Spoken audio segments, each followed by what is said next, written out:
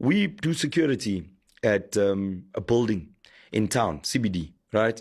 So it's a nice contract. We've got security guards there, but coming into the contract, because it was a previously hijacked building, like a semi-hijacked building, the owner was like, yo, people are fucking up my shit. Can you come in with the Zulus? Nlungise. We came in, salungisa. Yabo, kwagnomthetho. After kwagnomthetho, safaka magadi. After safaka magadi, we had to check, okay, kahle kahle kwenzakalani kule bhilidi. Number one, occupancy far exceeded. You've got 240, 250 rooms. You shouldn't have more than about 1,000 people, give or take. That's maximum. You've got well over 1,000 people living in this building, because some of these rooms, which are quite small, are housing 7, 8 people that all work at one pakkie shop. Not going to work. Or 7, 8 tailors. We are tailors from Malawi. None of us have papers to be here, but here we are, right? And we're sharing this rental of 2,000 rand a month, whatever it is. Nip that in the bud, right? Do I know how to do a building audit? Of course I don't. So who do I phone? I phone one of the grootmans, because I don't have the expertise or the skill set, but I can develop it. I brought in this grootman. His name is Arnie Williams. Okay. And I said, Uncle Arnie, how do we operate here? And he said, well, Striker has a solution called second check.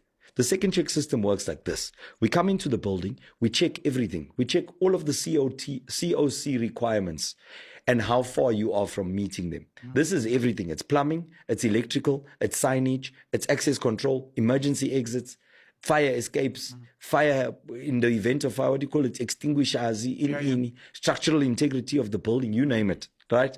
We come in and we check that stuff. And then we prepare you a report. The report is essentially a roadmap to say, what do I fix first? Okay, sharp. Long story short, we need to fix the plumbing. I don't know fuck all about plumbing. I just saw ukuthi kuyavuza lapha esinkin. Sure. Right? What do? I phone another grootman. Wes Lang runs a electrical business. He's an electrician by profession. I asked him to come and look. When I looked at that place, I thought it was bad. Sure. It's like, this looks like it's a fuck up. But I don't know anything about electrical. So I bring him in. He looked at it and he said, this is a clusterfuck.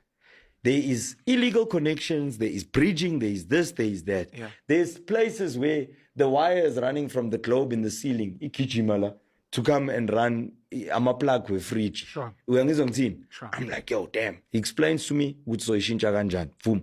I'm like, Uncle Wes, the plumbing, I see the sink is leaking. He's like, sink is leaking? Nigga, this is happening and this is happening. You've got a much bigger crisis than that. Call this guy. Sure. Call in a plumber. What race is the plumber? White, Afrikaans. My friend, let me tell you something. If I can show you what it looked like compared to what these guys put together, you'll understand why umsebenzi wakhe. You understand? The plumber comes in, he looks at the thing, he says, no, this doesn't work, because when your occupancy goes up, the number of people that are shitting goes up.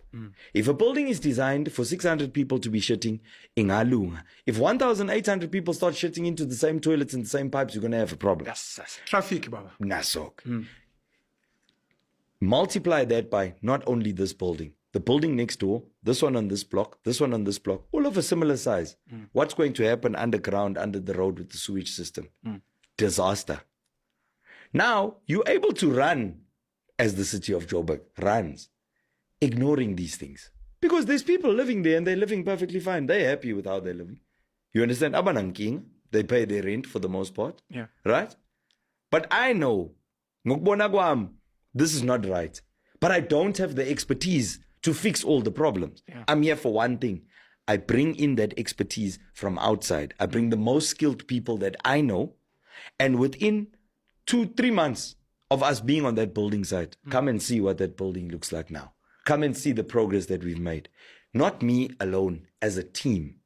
Why can we not apply the same principle when it comes to the policies that we should be implementing to empower people?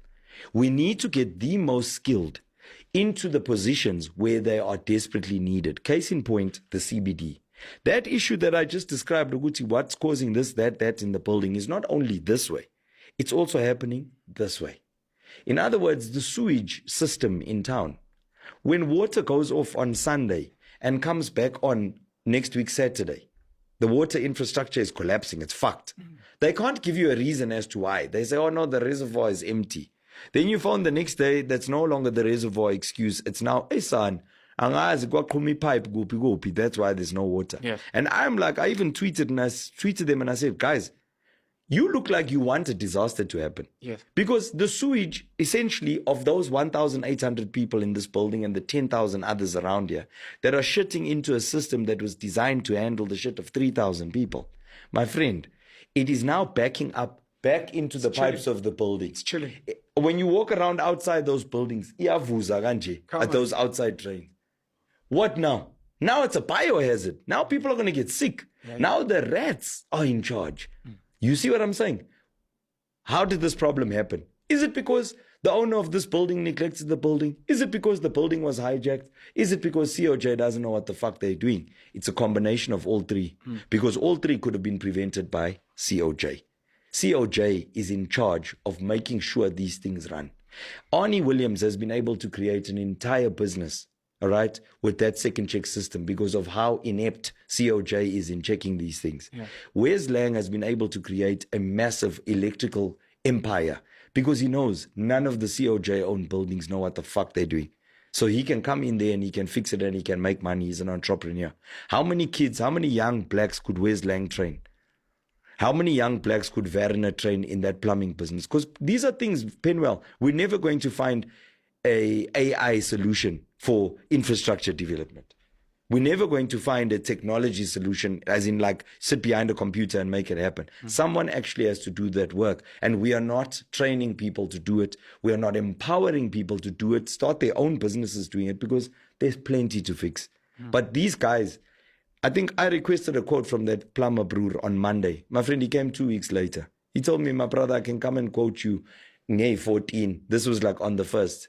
And when I said to Weza, this brad's like, he doesn't want the work. He said, no, chief, this guy is running 6 teams on sites bigger than this. He's running teams on estates that are being built in Pretoria with like, you know, those 200 3-bedroom townhouse estates. They are doing the entire plumbing infrastructure. So the magnitude that this guy is working on, he's white. He's got his staff, but who is he training? What are we doing to incorporate those people with the scarce skills into the system so that we train the next generation? Fuck all. Because patronage. When a contract is given for City of Joburg to fix the shit pipes, who does it go to? Sbanbani Plumbing. Connected to this fucking ex-hitman. How?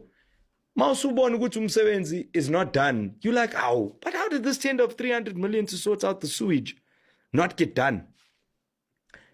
Niggas are sending bitches to France and putting them in fucking Rolls Royces, but the work is not done. And how many times has that happened? How many times have we seen that? You see what I'm saying?